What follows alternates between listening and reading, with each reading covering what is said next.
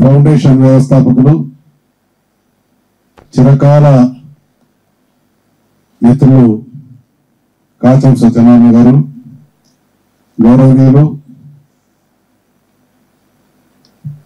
పత్రిక రంగానికే పర్యాయ పదమైనటువంటి press academy chairman గౌరవ పెద్దలు శ్రీనివాసరెడ్డి గారు,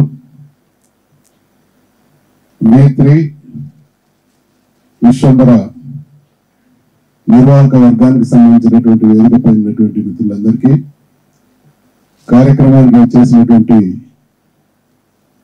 పాత్రికేయ మిత్రులకు, కాచం వారి శ్రేయోభిలాషులకు ప్రతి ఒక్కరికి హృదయపూర్వకమైనటువంటి ధన్యవాదాలు తెలుపుకుంటూ, కాచం సత్యనారాయణ గారు 2001 సంవత్సరం నుండి ఈ రోజు వరకు కూడా నాకు తెలుసు.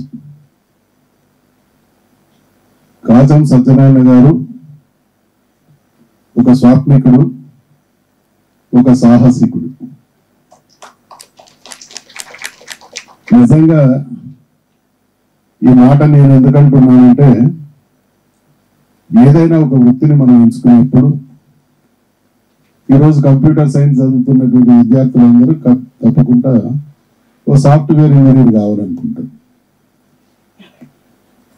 అంటే మనం ఒక వృత్తిని ఎంచుకునే ముందు ఆ వృత్తికి మనకున్నటువంటి సంబంధం, ఆ వృత్తి పట్ల మనకున్నటువంటి అవగాహనను పరిగణలోకి తీసుకుంటాం. నేను రాజకీయాల్లోకి వచ్చాను. రాజకీయానికి మా కుటుంబానికి ఎటువంటి సంబంధం లేదు. కానీ ఎన్టీ రామారావు అనేటువంటి మహానుభావుడు యువకులారా, చదువుకున్న మేధావులారా రాజకీయాల్లోకి రండి అనేటువంటి ఒక పిలిపిస్తే ఒక పెద్ద ఆయనను ఆలంబనగా తీసుకొని రాజకీయాల్లోకి రావడం జరిగింది.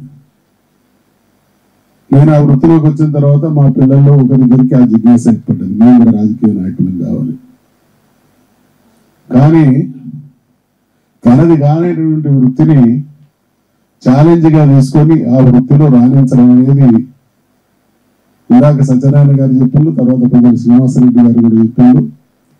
పాత్రికేయ రంగం అనేది శ్రీనివాసరెడ్డి గారు ఈ రంగాన్ని ఎంచుకున్నటువంటి తొలినాళ్లలో అది ఒక కులం వారి చేతుల్లో ఉండే, ఆ తదనంతర పరిణామ క్రమంలో 2-3 కులాల చేతుల్లోకి వెళ్ళిపోయింది.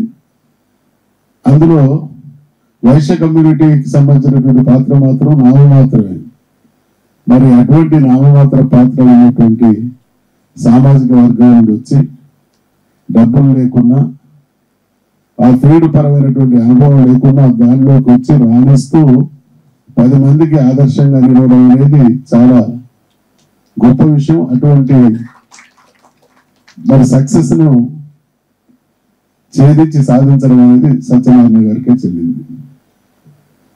సత్యనారాయణ మీ అందరికీ తెలుసు, ఉద్యమ కాలంలో ఆయన దగ్గర ఉన్నటువంటి ఒక సుగుణం నేను గమనించింది ఏంటంటే, ఎక్కడ కూడా రాజీపాడు, ప్రశ్నించే గొంతు. 1-2 సందర్భాల్లో కేసీఆర్ గారితో కూడా తను చెప్పదలుచుకున్నటువంటి విషయాలను సూటిగా చెప్పేటువంటి స్వభావం ఆయన సొంతం. అయితే ఈరోజు విశ్వంబర మేము తొలినాళ్లలో అంటే పత్రిక గ్రామీణ ప్రాంతం నుంచి మేము అప్పుడప్పుడే చదువు రీత్యా పట్టణాలకు వస్తున్నటువంటి క్రమంలో ఆ రోజు ఈనాడు పేపర్ రావడం జరిగింది. ఈనాడు కావచ్చు, జ్యోతి కావచ్చు, ప్రభ కావచ్చు, చూడంగానే స్థానికంగా మనకు సంబంధించినటువంటి అనేక వార్తలు, విశేషాలు ఆ పత్రికల్లో అందుబాటులో ఉంటాయనేటువంటి నమ్మకం ఉండేది. కానీ అంటే ఇక్కడ ఈ పత్రిక యొక్క విశిష్టత ఏంటంటే, ఈ రోజు ఉన్నటువంటి ఈనాడు అనేది 72-73లో వచ్చినటువంటి కాలంలో ఆ పదానికి ఒక లిమిటెడ్ ఏరియా అనేటువంటి అర్థం ఉంటుంది.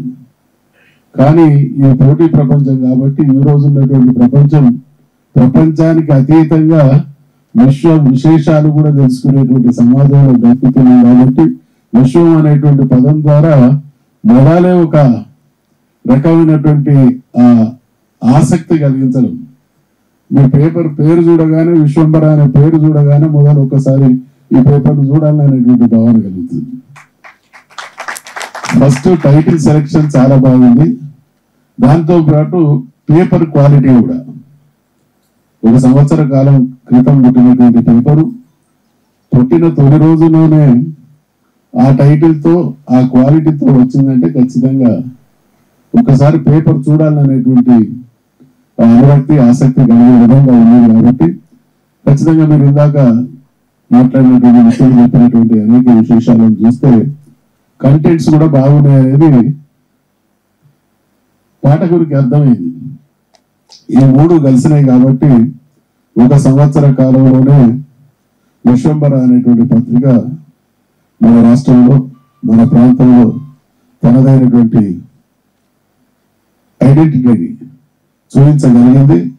రాబోయే రోజులలో ఇందాక కాజం గారు అన్నట్టు టాప్ 5లో విశ్వంబరని కూడా తీసుకొస్తామనేటువంటి వారి ఆత్మవిశ్వాసాన్ని సంపూర్ణంగా నేను విశ్వసిస్తా ఉన్నా. ఆ స్థాయికి చేరుకుంటారనేటువంటి ఆశాభావాన్ని కూడా వ్యక్తం చేస్తా ఉన్నా. అయితే ఇన్ని సోషల్ మీడియాలు ఇన్ని రకాల వార్తలు పుంకాలుగా వస్తూ ఉన్నాయి.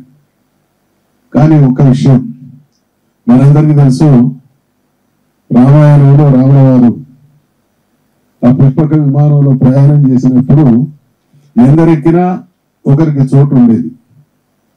అట్లనే ఈ సమాజంలో ఎన్ని పత్రికలు వచ్చినా మంచి పత్రికగా మంచి న్యూస్ ఇవ్వగలిగినటువంటి వాటికి స్పేస్ ఉంటూనే ఉంటుంది. కాబట్టి ఆ స్పేస్ మీరు ఆక్యుపై చేస్తారనేటువంటి నమ్మకం సత్యనారాయణ గారి టీం, సత్యనారాయణ గారి ఆయనకుండేటువంటి ఆ పట్టుదల, ఆ కసి తప్పకుండా సక్సెస్ సొంతం చేసుకోవాలనేటువంటి ఆత్మవిశ్వాసంతో పనిచేసేటువంటి వ్యక్తిత్వం ఆయన సొంతం. కాబట్టి నిజంగా ఈరోజు చాలా గొప్ప దినం.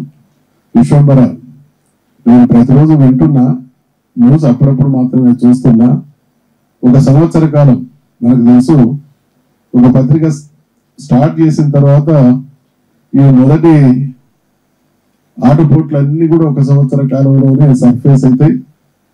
సర్ఫేస్ అయినటువంటి చాలా వరకు పరిష్కరించబడ్డాయి కాబట్టి అది కంటిన్యూ అవుతా ఉన్నది. మొదటి దశను అధిగమించి 2వ దశలో కలుగుతున్నటువంటి సందర్భంగా ఇప్పుడు ప్రతికూల పరిస్థితి నుండి సానుకూల స్థితికి మీరు చేరుకున్నారు. కాబట్టి ఖచ్చితంగా విశ్వంబర పత్రిక శరవేగంగా ముందుకు సాగి ప్రేక్షకుల ఆదరణ పొంది తెలుగు రాష్ట్రాల పత్రికా రంగంలో తనదైనటువంటి స్థాయికి చేరాలనేటువంటి ఆశాభావాన్ని వ్యక్తం చేస్తూ కార్యక్రమానికి ఇచ్చేసినటువంటి